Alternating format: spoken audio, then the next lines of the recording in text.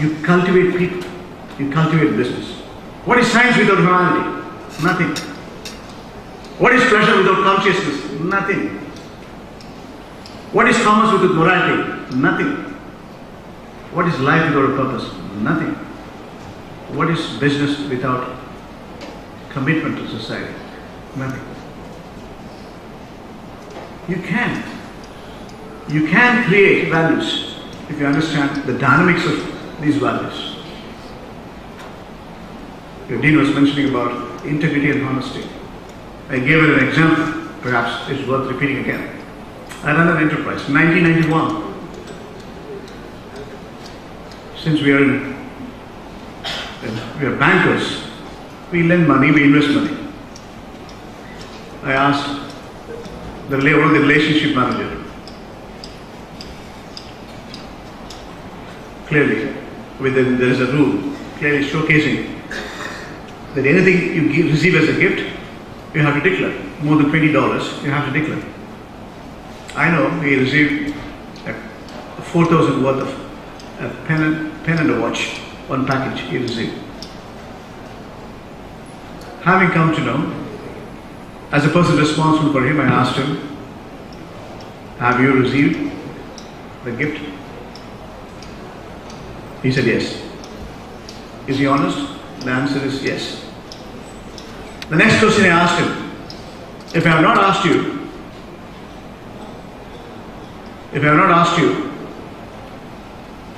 what you would have done? Sir, I would have kept it quiet. I would have kept quiet. That's not integrity. When I asked him, he answered. So he's honest. Honesty is there. Is he going to tell if he's not getting caught? The answer is no. The integrity is a core value of the system. He was honest. When I asked him, he answered yes. He didn't tell lies.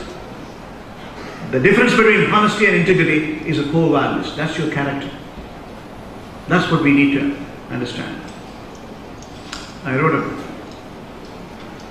famous drama called Mistake is a Mistake. திருவிளையாடல் படம்லாம் பார்த்துருக்கீங்களா நீங்கள்? சிவபெருமான் நக்கீரெல்லாம் பார்த்துருக்கீங்களா? குற்றம் தான் கேள்விப்பட்டீங்களா? அதை மையமாக வச்சு இப்பொழுது கொண்டு வந்து பாட்டிலே குற்றம் கூறியவன் எவனிவன் அவன் இவன் என்று ஏகவசனம் வேண்டாம், அவையடக்கத்துடன் கேட்டால் தக்க பதில் கொடுக்கப்படும். அப்படி என்றால் மன்னனை விட மற்றவர்களுக்கு இங்கு அதிகாரம். இது அரசவை இந்த தமிழ் திருச்சபை சகலருக்கும் சம உரிமை உண்டு அப்படின்னு பேசிக்கும் போது பெண்களோட கூந்தலுக்கு இயற்கை மனம் உண்டா இல்லையாங்கிறதுக்காக அந்த கேள்வி இருக்கும்போது சிவபெருமான் சொல்லுவார், இந்த இயற்கையிலேயே மனம் உண்டு அப்படிங்கும்போது நக்கீரர் சொல்லுவார், ஒருக்காலம் இருக்க முடியாது. வாசனா கட்டியங்களை பூசிக்கொள்வதாலும் வாசனையுள்ள மலர்களை தொடர்ந்து கூடிக்கொள்வதாலும் தான் ஒரு பெண்ணின் கூந்தலுக்கு மனம் இருக்க முடியும். பிறவியிலே வெறும் கூந்தலுக்கு மனம் உண்டு என்பதை ஒரு காலம் ஒப்புக்கொள்ள முடியாது அப்படின்னு சொல்லும்போது எதுக்காக சொல்ல வரேன்னா, உங்க டீன் கேட்டாங்க, நடிகர்களை தான் கூப்பிடுறாங்க.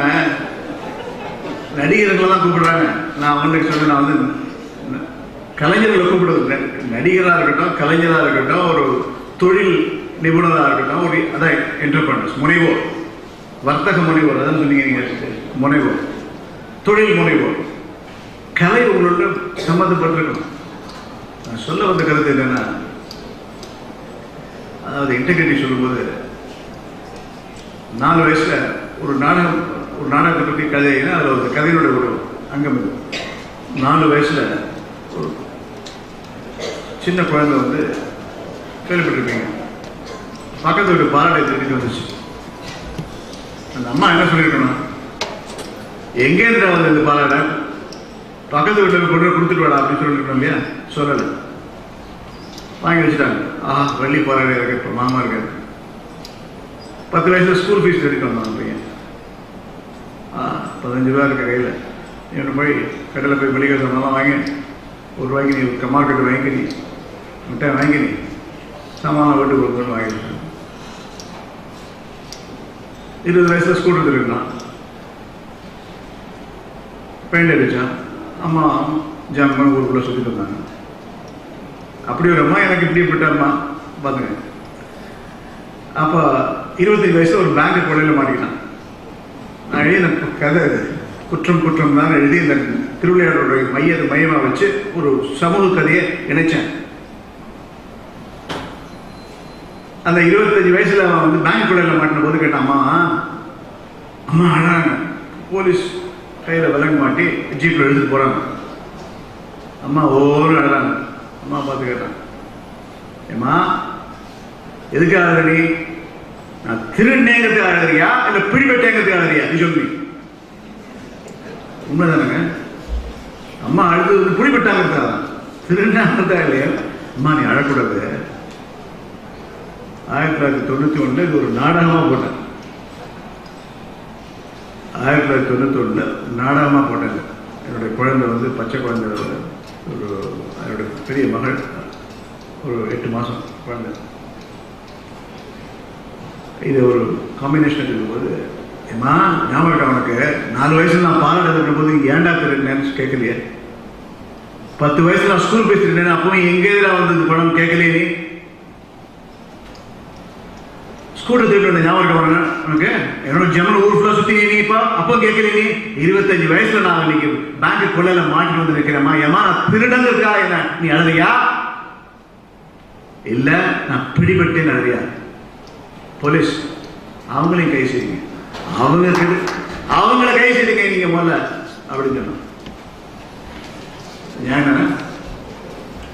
நியாயமா இல்லையா சொல்லுங்க. அதேதான் comes to entrepreneurship, commitment, governance, transparency. Transparency is a better question. ஒரு தொழில் நடத்தணும்னா அந்த தொழில் நடத்துறதுக்கு ஏற்கக்கூடிய தகுதிகள் உங்களுக்கு இருக்கு. ஒரு வங்கியிலேருந்து நான் ஒரு தொழிலுக்கு நான் பணம் கொடுக்குறேன்னா அவரோட கேரக்டர் என்ன, அவரோட கெப்பாசிட்டி என்ன, இந்த பணம் திருப்பி கொடுப்பாங்கன்னு பார்ப்பேன் இல்லையா? இதுக்கு என்ன செக்யூரிட்டி கொடுப்பாங்க அதையும் பார்க்கறது வழக்கம். அதெல்லாம் பார்க்கும்போது கூட இவருக்கு அப்புறம் இந்த பிசினஸ் யார் நடத்த போறாங்க, இந்த பிசினஸ் தொடர்ந்து ஓடுமா அப்படிங்கிறத யோசிக்கணும் இல்லையா? That is sustainability. சக்சஷன். பெரிய பெரிய நிறுவனங்கள் தொடர்ந்து நடக்க முடியாம நொடிஞ்சு போன நிறுவனங்கள் பல இருக்கு. So entrepreneurship is all about creating value streaming for succession. Succession is integral part of your sustainable growth. That is very important. That is key to any business acumen. That's the essence of an enterprise. At the same time, we also have to look at risk management. The world is full of risk. You have to measure the risk, map the risk. Business சொன்னீங்கன்னா வந்து ரவிக்குமார் சொன்ன மாதிரி சேஃபா employer இருந்தெல்லாம் நினைக்கக்கூடாது. வேலையிலையும் உங்களுக்கு வந்து என்டர்பிரினர்ஷிப் இல்லைன்னா நீ கேனாட் சஸ்டைன். உங்கள் மேடம் கரெக்டாக கேட்டாங்க, டீன் கேட்டாங்க, எத்தனை வருஷமா நீங்கள் வளைகுடா பகுதியில் இருக்கேன்? நான் 50 வருஷமா இருக்கேங்க. 13 வருஷமா இந்த பேங்கை நடத்திட்டு இருக்கேங்க. 13 வருஷமா சஸ்டைன் பண்ணிருக்கீங்கன்னா அதில் உங்களுக்கு வந்து லீடர்ஷிப் குவாலிட்டி இருக்கணும்னு சொன்னாங்க. அதுதான் உண்மை. அதாவது சஸ்டைனபிலிட்டி, மெர்க்குரியல் பெர்ஃபார்மன்ஸ் இருக்கு. மேலே போயிட்டு கீழே விழுந்துன்னு மேலே போகிறது ஈஸி. ஒருவேளை தப்பி தவிர மேலே போனால் கூட அங்கேயே தங்கிறது தான் கஷ்டம் இல்லையா? அங்கேயே தங்கணும்னா அந்த லீடர்ஷிப்பை நீங்கள் மெயின்டைன் பண்ணணும்னா, அந்த என்டர்பிரினர்ஷிப்பை நீங்கள் பாதுகாக்கணும்னா அதுக்கு உள்ள ஒரு அறிகுறிகள், அதுக்குள்ள ஒரு திறமைகள் நீங்கள் வளர்த்துக்கணும். அதுக்கு வந்து நீங்க முயற்சி பண்ணணும். ஒரு நிர்வாகத்தை வந்து எப்படி திறமையா கையாளும், அதனுடைய நெறிமுறைகள்லாம் யுக்திகள்லாம் ஒரு பக்கம் இருந்தா கூட அது என்னுடைய மெஷரபிள் ரிஸ்க் என்ன. ஒரு பேங்க்னு கேட்டீங்கன்னா எனக்கு வந்து operation risk, market risk, credit risk, liquidity risk, இப்படி பல வகையான ரிஸ்க் இருக்கு. எந்த பிஸ்னஸ்லையும் மிஸ் மாதம் சொன்ன மாதிரி for manufacturing, automobile, you're a supply chain for the large scale entrepreneurs who are global. You need your liquidity, you need to pay your salaries, you need to have your receivables. The measurable risk, you have to keep the enterprise risk in your mind. Then only you can become an entrepreneur. Measurable risks are to be mapped, but risk can be mapped. உங்களுக்கு இதயம் பலவீனமாக இருந்தால் என்ன பண்ணணும்? ரத்த அழுத்தம் அதிகமாக இருந்தால் என்ன பண்ணுவீங்க? ஒரு டாக்டர்கிட்ட போய் மருந்து வாங்கிப்பீங்களா? அதே மாதிரி ஒரு நிர்வாகத்தை நடத்தும் போது கூட பல வகையான ரிஸ்க் இருக்கும். அதை பார்க்க வேண்டிய கோணங்கள் அதனுடைய கருத்துக்களை நாம் ஒருமித்து அதை எப்படி நம்ம மேப் பண்ண போகிறோம் into business process. You have measurable risk. These risks can be mapped into business process, and you can do the value stream. It's equally important. You cannot run anything without enterprise risk integration. பிளேனில் போகிறோம், சில plane கடலில் விழுந்துருது, சில plane போய் சேருது. Part of risk. ரோட்டில் போயிட்டுருக்கோம், ஏற்ற ரோட்லேருந்து வந்து அடித்தாங்க, என்ன பண்ணுவீங்க? அதுக்கு இன்சூரன்ஸ் பாதுகாப்பு உண்டு உங்களுக்கு. அந்த இன்சூரன்ஸை பற்றி பேசுறதே தப்புன்னு சொல்லக்கூடாது. அதே மாதிரி தான் ஒரு நிர்வாகத்தை நடத்தும் போது enterprise risk integration is very important. And again, you also have to understand, as an entrepreneur, you have to keep the motivation of your staff. What is staff motivation? You have to create the feeling of togetherness, co-ownership of the entire business. Silicon Valley பார்த்துருக்கீங்க, இன்ஃபோசிஸ் பார்த்துருக்கீங்க, விப்ரோ கேள்விப்பட்டிருக்கீங்க. இப்படிப்பட்ட நிறுவனத்தினுடைய அடித்தளங்கள் என்ன பார்த்தீங்கன்னா, the employee becomes a co-owners of the enterprise. இந்த நிர்வாகமே உங்களுக்கு நீங்கள் பொறுப்பு, நீங்களும் பொறுப்புன்னு நினச்சிங்கன்னா உங்களுடைய பர்ஃபார்மன்ஸே டிஃப்ரெண்ட். அதுதான் அந்த சூக்ஷ்மம், அதுதான் அவனுடைய அறிகுறிகள். அதான் புரிஞ்சுக்கணும். எப்போ நீங்கள் வந்து ஒரு எம்ப்ளாயர் வந்து ஒரு என்டர்பிரனர் வந்து நிர்வாகத்தில் உள்ள அத்தனை பேரும் முதலாளின்னு நினைக்க ஆரம்பிக்கிறாங்களோ அன்னைக்கு தான் அவன் சக்ஸஸ் ஆகும். அதுதான் புரிஞ்சுக்கணும். Employee no, we are all co-owners of the business. We are integral part of one functional family. Then you run an enterprise with heart. Then their productivity is different. I run a global enterprise, as I mentioned. Many competent people. Before I came, a couple of days before, somebody brought me the annual appraisal forms. I have around 1,500 staff in the bank, from Australia to Canada. When I looked at the analytics, I said, listen, grade 15% of this staff is excellent. We will give them special bonus. This many times, this many multiples.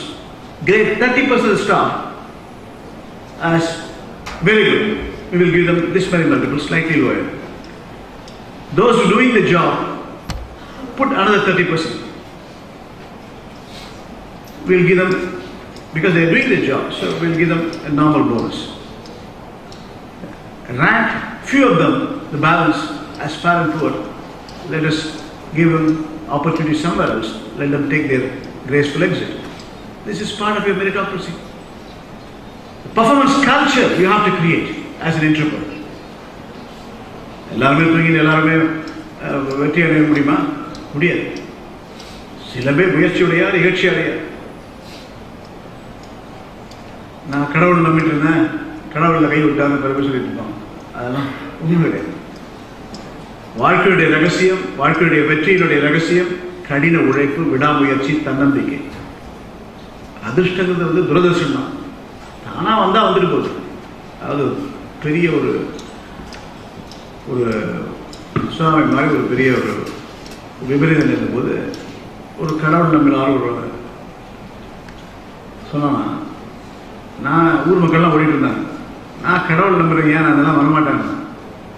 முதல்ல அவங்க வந்து நீங்கள் வந்துடுங்க, jeep வந்துருக்கு, jeep ஓடிடுங்க, tsunami வந்துட்டுருக்கு, இன்னும் 2 மணி நேரத்தில் இங்கே ஊர் ஃபுல்லாக தண்ணி ஆகிடும், வெள்ளம் விழுக்காடு ஆகிடும், நீங்கள் முதல்ல வெளில வந்துருங்க. அதெல்லாம் முடியாது, நான் கடவுள் நம்புறேன், நீங்கள் இப்பெல்லாம் போங்க. 2 மணி நேரம் ஆச்சு, தண்ணி வந்துச்சு. தண்ணி பெருக்கி நிலம் வலையம் மேலே இருந்துச்சு, வீட்டுக்குள்ளே வந்துச்சு. உனக்கு இருக்கிற மரத்தில் ஏறி, தென்னை மரம் வீட்டில் ஒரு மரத்தில் ஏறி அங்கே நின்று நான் வரமாட்டேன்னு சொன்னாங்க. அவங்க போட்டை வச்சு பார்த்தாங்க. போட்டில் அனுப்பி அனுப்பிச்சாலும் அங்கேயும் வர மாட்டேன்ட்டு. நான் கடவுள் நம்புறேன், ஏன் எனக்கு தேவை கிடையாது. தண்ணி தென்னை மரத்தையும் தாண்டி கழுத்துக்கிட்ட வந்துச்சு. அவன் ஹெலிகாப்டர் அனுப்பிச்சு பார்த்தான். இப்போது வந்துருக்கிறீங்க, உசுறு போய்ட்டு உங்களுக்கு வந்துருங்க. அதெல்லாம் நான் வரமாட்டேன், கடவுள் நம்புறேன், எனக்கு ஒன்றும் ஆகாது. அப்போ கடவுள் என்ன பண்ணுற பாருங்க. தண்ணியை முழுங்கி போகும்போது கடவுளே ஒன்றை தான் நம்பினேன்னா, கடவுள் சொன்னார், ஏன்பா முதல்ல ஜீப் அனுப்பிச்சது யாரு? நான் தான். அதுக்கப்புறம் போட் அனுப்பிச்சது யாரு? நான் தான். அப்புறம் ஹெலிகாப்டர் அனுப்பிச்சது யாரு? நான் தான். இப்போ நீ போக வேண்டியதானே வந்துருச்சு. கடவுள் வந்து God helps only for those who help themselves. படிக்காம மார்க் வாங்க முடியுமா? கஷ்டப்படாமல் வாழ்க்கையில் முன்னேற முடியுமா? தொழில் பண்ணுறோன்னா அதனுடைய நுழைவு சீலங்கள், கையில் உழைப்பு, விடாமுயற்சி, தன்னம்பிக்கை இல்லாமல் வேலை வர முடியுமா? அப்போ அதற்குரிய முயற்சிகள் நீங்கள் எடுத்துதான், அதுவும் முக்கியம். அப்படி பலவிதமான சிந்தனைகள் உங்களுடைய கருத்தாரம்பத்திலே, உங்களுடைய கோல் செட்டிங்காக இருக்கட்டும், அல்லது ஹார்ட் ஒர்க்கிங்காக இருக்கட்டும், அகேன் சோஷியல் ரெஸ்பான்சிபிலிட்டியாக இருக்கட்டும், அவைகளெல்லாம் நீங்கள் ஒன்றாக கலந்து சம்பவிக்கின்ற ஒரு முயற்சி தான் ஒரு என்டர்பிரினர்ஷிப் என்று நான் குறிக்கொள்ள கடமைப்பட்டிருக்கிறேன். இப்படி any entrepreneurship, whether it is you're a banker, whether you're a doctor, whether you're an engineer, whether you're an industrialist, it's integral part of your functional makeup to realize all converge with balanced growth. Your shareholders, customers, and again your employees, your social responsibility. If you understand all these dynamics, you will become an entrepreneur. You don't need to go for only business by taking extraordinary risks, even within the enterprise. Even policymakers, when you are in politics, you can become functionally more committed as an entrepreneur. Today's world, you need foreign direct investments. The country's GDP is measured by a functional breakup of what is your growth and what is your productivity, what's your inward remittances, what's your inward investments, what's your stock market, what's your current account balance, what's your fiscal position. All these are integral part of your entrepreneurship. Even if you're a policy maker or a politician or an economist or a banker, you converge on principles and values to become an entrepreneur. Then only you can become a centerpiece of success and sustain the success. As I said, these successes are measurable, manageable and controllable. So I wish you good luck in your endeavor. I am sure you will become a successful entrepreneur as long as you aspire for it. God bless you. Thank you.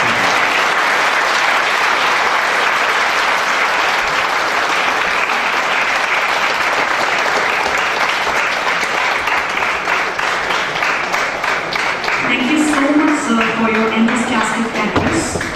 Now, I request Mr. Shekhar, CEO of India Finance Bazaar, to give the special address.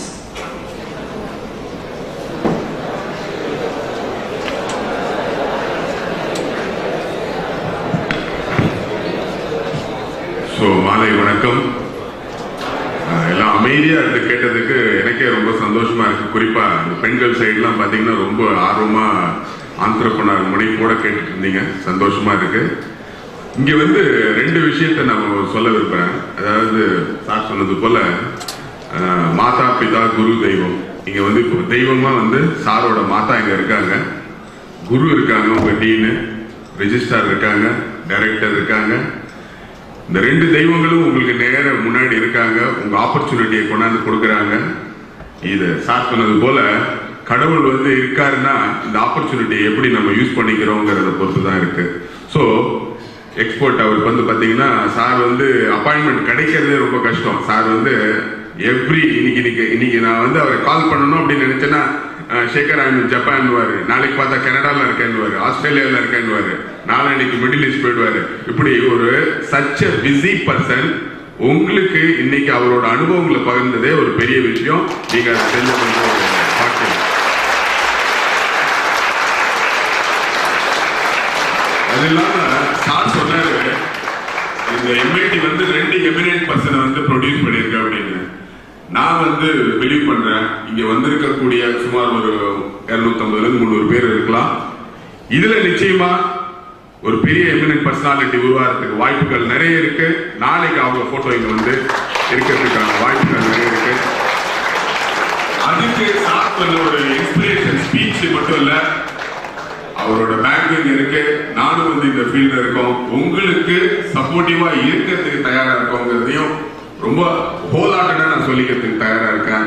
So இதுல என்ன ஒரு விஷயம் அப்படின்னா, sir சொன்னாரு எவ்வளவு வந்து நம்மளுடைய parent, அதாவது கோயிலுக்கு போய் தெய்வத்தை பார்க்கலாம், வீட்டிலே ஒரு தெய்வம் இருக்கும் பொழுது அந்த தெய்வத்தை மதிக்க மதிக்க நீங்க வந்து வேல்யூ உங்களுக்கு கூட்டிகிட்டே இருக்கும்.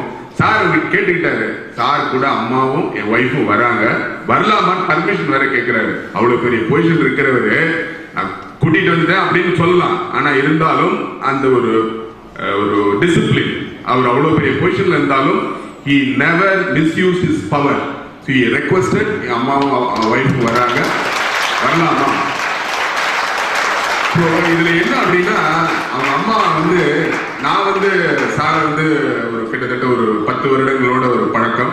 அதுக்கு முன்னாடி நான் வந்து ஒரு ஆண்டர்பிரனரா தான் இருந்து, அப்பா வந்து வேலைக்கு போகணும்னு சொல்லும் பொழுது நான் வந்து தொழில் தான் செய்வேன்னு சொல்லி ஒரு தொழில் ஆரம்பிச்சு ஒரு மாடலை கிரியேட் பண்ணி அதுக்கப்புறம் அது வளர்ச்சி அடைஞ்சு இப்போ வந்து சாருடைய அந்த ஒரு அனுபவம் வந்து எனக்கு ஒரு இன்ஸ்பைரிங் ஆயிடுச்சு. ஏன்னா நான் ஒரு செல்ஃப் மேட் ஆண்டர்பிரனர் இருந்தாலும் அவருடைய அனுபவங்கள், வாழ்க்கையில வந்து ஒவ்வொருத்தருடைய அனுபவங்கள் தான் வந்து நமக்கு வந்து நம்மளை மேம்படைய செய்து நம்ம அடுத்த லெவலுக்கு எப்படி போகலாம். ஒவ்வொரு நேரத்திலையும் ஒரு ஃபால் வரும் பொழுது இந்த மாதிரியான அனுபவங்கள், again don't give up, you can அப்படிங்கிற உங்களை நீங்களே வந்து சார்ஜ் பண்ணிக்கிறீங்க அப்படின்னா நிச்சயமா வந்து முடியாதது எதுவுமே இல்லை. அதாவது இங்க இருக்கிறவங்க எல்லாரையும் வந்து ஆண்டர்பிரனர் ஆகணும் கேன்வஸ் பண்றதுக்காக வரல. ஆண்டர்பிரனர்ங்கிற ஒரு குவாலிட்டி எந்த அளவுக்கு முக்கியம் அப்படின்னு சொல்றதுக்கும், ஆண்டர்பிரனர் ஆகிறதுனால என்னென்ன வாய்ப்புகள், அது என்னென்ன உங்களுக்கு ஒரு பெரிய வெல்த்தை வந்து கிரியேட் பண்ணும் அப்படிங்கிறது சொல்றது மட்டும் இல்லாமல், இண்டிபெண்டா இருக்கும் பொழுது நீங்க 4 பேருக்கு வேலை கொடுக்குறீங்க, இன்னொரு வேலைக்கு நீங்க போகும்பொழுது 4 பேர் கீழே வேலை செய்றீங்க, அப்பயும் வந்து டீம் ஒர்க் எல்லாமே வந்து தேவை. ஸோ சார் சொன்னது என்ன அப்படின்னா, செல்ஃப் டிசிப்ளின் எல்லாமே நம்ம கிட்ட, நாம நல்லா இருக்கிறோம், நம்ம எப்படி வந்து ஃபேஸஸ் இண்டெக்ஸ் ஆஃப் தி மைண்ட்ங்கிற மாதிரி நாம என்ன நினைக்கிறோமோ அதை செயலாக்க முடியும். செயலாக்கக்கூடிய தன்மை இருந்தது அப்படின்னா நிச்சயமா வந்து சக்சஸ் ஆக முடியும். ஸோ சார் வந்து டைரக்டர் சார் ரவிக்குமார் வந்து சிஜி, அதாவது கிண்டி இன்ஜினியரிங் காலேஜில் ஃபர்ஸ்ட் டைம் வந்து ஒரு அண்ணா யூனிவர்சிட்டியோடைய இடிசிசில 10 வருஷத்துக்கு முன்னாடி தொடங்கினதை திரும்ப ரீஆக்டிவேட் பண்ணி இன்னைக்கு பல நிகழ்ச்சிகள், நேஷனல் ஸ்டாக் எக்ஸ்சேஞ்சில இருந்து, பிர்லா மியூச்சுவல் ஃபண்ட்ல இருந்து பெரிய பெரிய நிறுவனங்கள் அண்ணா யூனிவர்சிட்டியோட கைகோர்த்து அவங்களுடைய இண்டஸ்ட்ரி பீப்புளுடைய நாலேஜ் வந்து தேவை. இன்னைக்கு வந்து சாரோட எக்ஸ்பீரியன்ஸ் வந்து தோஹா பேங்க், அவர் எப்படி கஷ்டப்பட்டு அந்த நிலைமைக்கு வந்தாரு. அதாவது வந்து நீங்க எல்லாரும் நினைப்பீங்க, சார் அண்ணா யூனிவர்சிட்டிக்கு சார் சொன்னாரு, அண்ணா யூனிவர்சிட்டிக்கு வந்தா எனக்கு நீங்க வேலை கொடுப்பீங்களா அப்படிங்கிற அந்த மனநிலையோட வராதீங்க. நீங்க எல்லாரும் சேர்ந்து எங்களை எல்லாம் எப்படி யூஸ் பண்றது, சார் சொன்னார், ரெஜிஸ்ட்ரார் சார் சொன்னாரு, நாம எல்லாம் பேசிக்கிட்டே இருக்கிறத விட உங்களுக்குள்ளே நீங்க டீமை ஃபார்ம் பண்ணுங்க. எப்படி இந்த இண்டஸ்ட்ரி எக்ஸ்பர்ட் எல்லாம் நம்ம யூஸ் பண்ணிக்கிட்டு மேல வரணும் அப்படிங்கிற ஒரு சக்தியோட முன்னுக்கு வந்தீங்கன்னா நீங்க டைரக்டரை வந்து நீங்க நம்பி இருக்க வேணாம். அடுத்தது நீங்களே ஒரு ப்ரோக்ராம் செட் பண்ணி you can call all the dignitaries, you can call many people, acquire the knowledge. இன்னொன்னு சொன்னாரு, நீங்க கேம்பஸ்ல இருக்கிற வரைக்கும் உங்களுக்கு ஸ்ட்ரென்த், நீங்க என்ன அண்ணா யூனிவர்சிட்டில இருந்து நீங்க பேசுறீங்க அப்படின்னா கார்ப்பரேட் உங்களை வந்து நல்ல ஒரு ரெகக்னைஸ் பண்ணுவாங்க.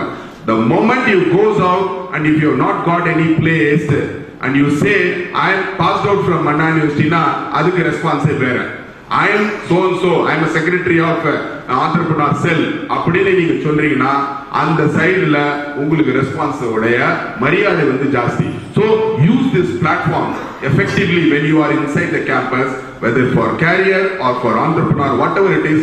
இந்த கேம்பஸ்ங்கிறது ஒரு பெரிய ஒரு பொக்கிஷம். இதுல வந்து நிறைய இருக்கு, அதை நீங்க தான் தேடி எடுக்கணும். யாரும் உங்களுக்கு வந்து கொடுக்க மாட்டாங்க. ரெஜிஸ்டர் சொன்ன மாதிரி உங்களுக்கு உள்ள 199 நீங்க வாங்கிட்டீங்க, அதனால வந்து உங்களுக்கு வேலை உறுதிங்கிறதெல்லாம் வந்து கிடையவே கிடையாது. You have to create, you have to generate. நீங்க முயற்சி எடுத்தா தான் எல்லாமே முடியும். அதனால இன்னைக்கு உங்களுடைய இந்த நேரத்துல நீங்க வந்து சார் இன்னைக்கு வந்திருந்ததுக்கு நிச்சயமா நான் அண்ணா யூனிவர்சிட்டி சார்பாகவும் மேனேஜ்மெண்ட் மற்றும் டீம் சார்பாகவும் நான் வந்து சாருக்கு நன்றி, ஸ்பெஷல் நன்றி. அவர் நன்றி சொல்றதுக்கு முன்னாடி அம்மா, அதாவது தாய் இல்லாமல் யாருமே கிடையாது. சோ எம்ஜிஆர் என்ன சொல்ற, தாய் இல்லாமல் நான் இல்லைங்கிற மாதிரி தாய் தான் வந்து முக்கியம். தாய்ங்கிற தெய்வம் வந்து நீங்க வந்திருக்காங்க முன்னாடி. சோ உங்க சார்பாக அந்த தாய்க்கு நான் வந்து நன்றி சொல்லிக்கிறேன். அதே போல அவங்க மிஸ்ஸஸ் அதாவது வாழ்க்கையில வந்து செகண்ட் ஆஃப் சக்தி இல்லாமல் சிவன் இல்லை. இங்க வந்து 2 பேருமே இருக்கீங்க.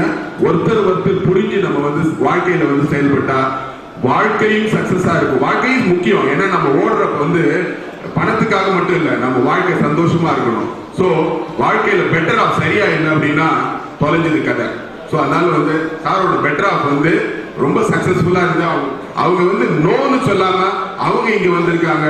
அவங்களுக்கு உங்க சார்பாகவும் மேனேஜ்மெண்ட் சார்பாகவும் நான் நன்றியை தெரிவிச்சுக்கிறேன். நிச்சயமா I think you all will be liking the session. உங்களுக்கு ஃபர்தர் டவுட்ஸ் சப்போர்ட் என்ன வேணும்னாலும் டைரக்டர் ரவிக்குமார் மூலமா நீங்க வந்து கேட்டுக்கலாம். ஆப்பர்ச்சுனிட்டி உங்களை தேடி வருது, அதை யூஸ் பண்ண வேண்டியது. அதாவது கடவுள் உங்களை தேடி வராரு, அதை யூஸ் பண்ண வேண்டியது. வேண்டாம இருக்கிறது, அந்த ஆப்பர்ச்சுனிட்டியை எப்படி கன்வெர்ட் பண்றது அப்படிங்கிறது எல்லாமே உங்க கையில இருக்கு.